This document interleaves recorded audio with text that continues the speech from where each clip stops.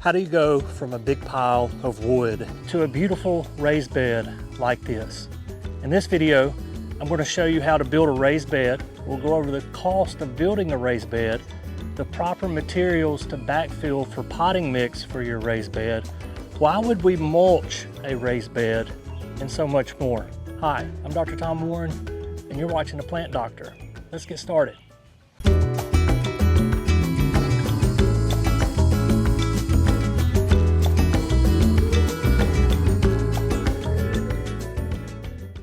The wood products that you'll need in order to complete this build is you'll need 3 2x10 by 8 foot pieces of lumber. You'll need 3 2x6 by 8 foot pieces of lumber, and you'll need 2 2x4 by 8 pieces of lumber. In order for your raised garden to last decades, as the video title suggests, you want to use pressure treated lumber. So make sure you're using pressure treated lumber, and not only that, that it's rated for ground contact. And you may be thinking to yourself, well, Dr. Warren, I don't know about the chemicals in the wood that actually make it pressure treated. And there's actually a lot of misinformation out there about the safety of using pressure treated pine when building a raised garden. It's perfectly safe. The solution that they use to pressure treat wood is actually a copper slurry. Now, before the year 2004 in the United States, they used a solution that also contained arsenic. So new lumber, completely safe. If you're tearing down an old barn or you've had old lumber laying around for several decades, I might be a little hesitant about using that as a raised garden bed. But if you're just buying lumber off the shelf here in 2025, there's nothing to worry about. I'll do my best to try to remember to leave some peer-reviewed links down in the description below from different universities. They've done lots of studies on this, and all of the studies come back the same, that you do not have to worry about using pressure-treated pine for your raised garden beds. The tools we'll be using for this build are not that complex. Most of you probably have a lot of these already at home. You're going to need a bubble level. You're going to need a carpenter square. You're going to need a pen or a pencil. I prefer to use pencil. You're going to need a measuring tape. You need 3-inch outdoor use screws. So these are going to be exterior grade screws. You're going to need a drill with a 3/16 drill bit. You're going to need a saw. And down below I have sawhorses. These are optional if you can work off an outdoor table that you have, or maybe off the tailgate of a pickup truck. That works as well. You just need some place to lay lumber so that you can cut your wood. The first cut that we need to do to make our raised garden is actually to take one of these 8-foot sections and cut it in half. So our long ways will be 8 foot long. So we'll have an 8-foot board down one side, an 8-foot board down another side. And then to connect them, we'll have 2 4-foot boards. I would suggest that you don't make your raised garden any wider than 4 feet, because for the average person, they can reach over about 2 feet and get to the middle from either side. You can make them as long as you want, but the width, I would say, don't go more than 4 feet. Also, double check the length of your boards. When I measured this one, it was actually 8 feet and 1/2 inch. So what we did was we just divided that in half. We did 4 foot and 1/4 inch. We took our carpenter square and made a line down that 4 foot 1/4 inch mark, and that is where we will make our cut. Once you have your boards cut, go to the area that you want to build your raised garden bed and make sure that it's relatively flat. I went over this earlier with a square point shovel just to kind of level things out a little bit. I eyeballed it, but we are going to double check with the bubble level. And all I want to do is put my board where I want it once our box is fully built together, place the bubble level on it. And right now, it doesn't have to be perfect. We just want to get it close because we're going to be drilling other boards into this, and it's going to maneuver a little bit. We want some play in it, but this is just a good first step to try to get it level. Is put one board down. You can see here that this left edge, my left edge, needs to come up maybe a 1/2 inch, or the right side needs to come down a 1/2 inch. Once you have your 4-foot long section where you want it and it's relatively level, go ahead, bring in your 8-foot section, put it down beside your 4-foot board, and you are going to drill 2 holes, one in the top side and one in the bottom side, that is going to go directly through the middle of this 4-foot board. You want to pre-drill holes here because anytime you drill into the side of a board, you run the risk of splitting it. So just running the screw in, you're probably going to split your 2x10 here, but if you pre-drill, you lower the risk of splitting your board. So go ahead, pre-drill a screw in the top and a screw in the bottom. Once you have your raised garden bed square, you have the tops flush with screw in the top, screw in the bottom of each of the corners. This would serve as a great raised bed garden. However, we can enhance the gardening experience here just a little bit more. We can add a bench that goes all the way around and also add some supports to it as well, so that no matter where we sit down, we don't have to worry about our raised garden collapsing on us. Let me show you how to build a bench for a raised garden. We are going to take our 2x4 post, 2x4 by 8 feet, and we are going to cut this into 1-foot sections. So this is going to give us 8 1-foot supports that we're going to use to help support a bench that goes all the way around the garden. And the process is very simple. All you want to do is take your carpenter square, get it flush with your 2x4, measure 12 inches, make a line, go down 12 more inches, make another line, and that'll give you 8 equal 1-foot segments. So now that we have our 1-foot segments cut out, you can kind of see how it's going to be arranged. We're going to have a support in each corner and then a support halfway between each corner. So for example here, this board will go right in the middle. We will get it flush with the top of the raised garden.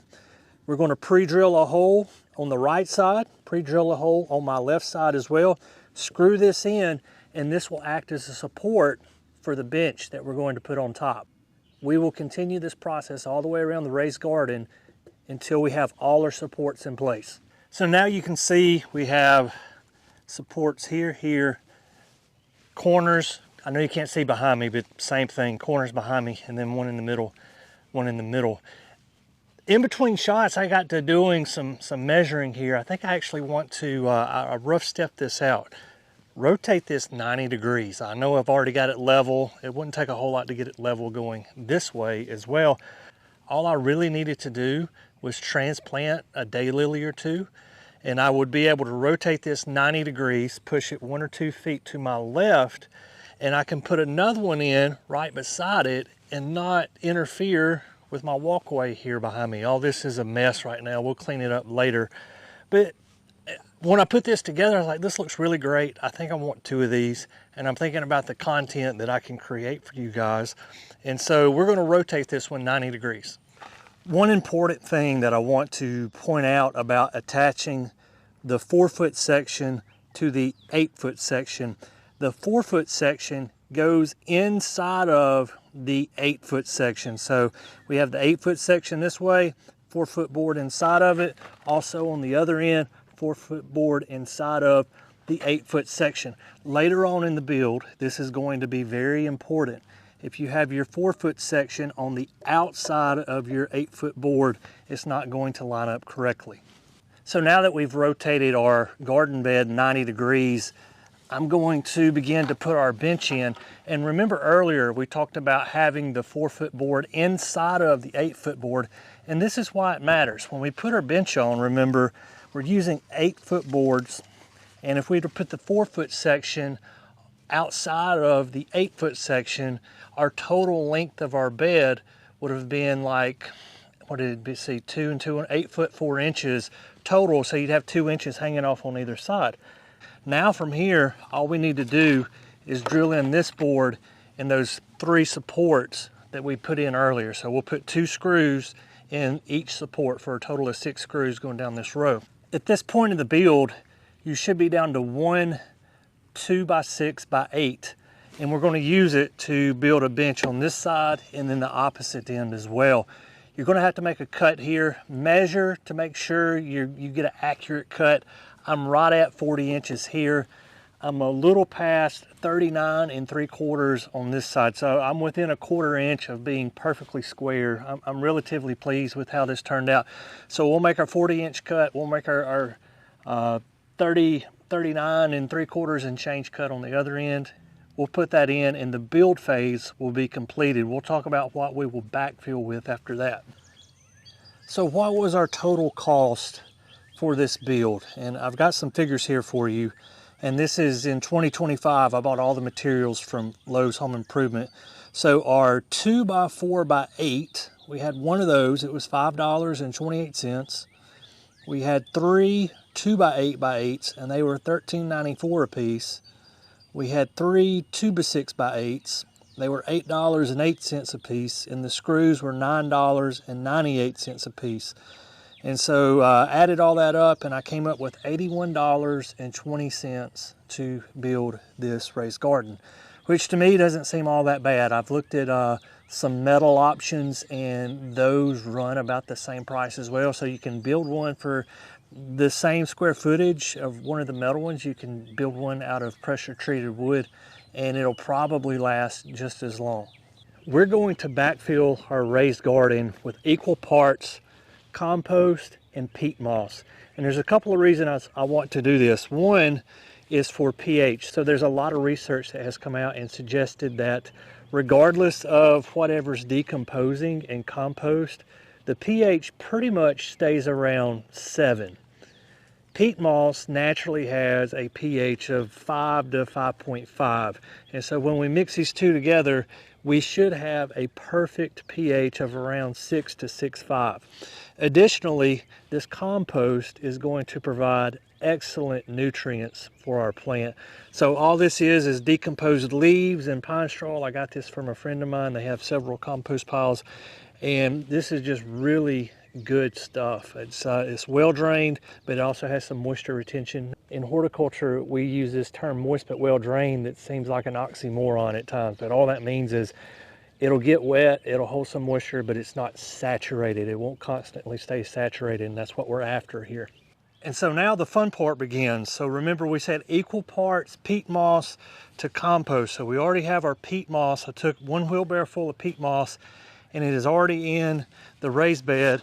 And now we're going to take our wheelbarrow full of compost, and what I'm going to do is take 3 or 4 shovelfuls and then just incorporate it really good into the peat moss.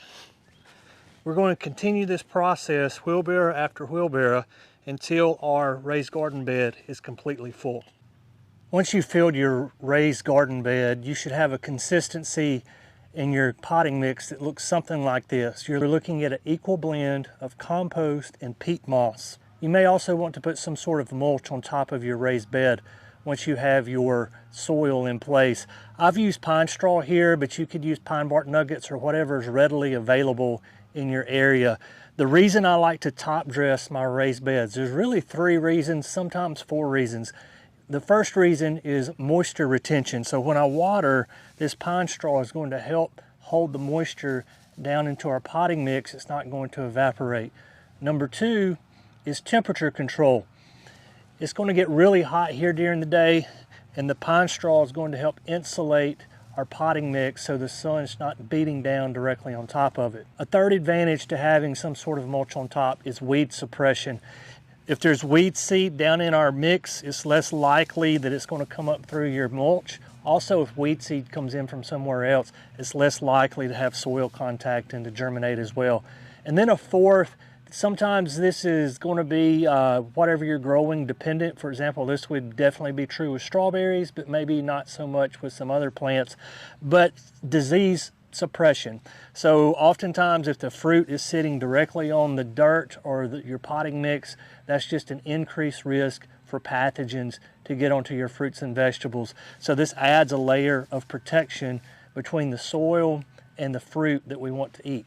A few other things we need to address about a raised garden like this.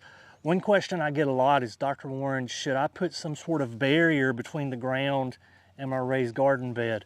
In my experience, that's really not all that necessary. especially when the weed would have to come through 10 to 12 inches of potting mix and pine straw to get to the surface to undergo photosynthesis and continue to survive. There's not a weed in my area that can do that. But if you want to put a weed barrier down underneath these or put cardboard down underneath them, there's nothing that says you can't do that. You're not going to harm your fruits and vegetables at all if you do that. If you have a tip, trick, or hack that you use in your raised beds that we did not go over in this video, please share those down in the comments below. I would love to learn something from you, the viewer. Guys, as always, thank you for watching The Plant Doctor, and until next time, happy gardening.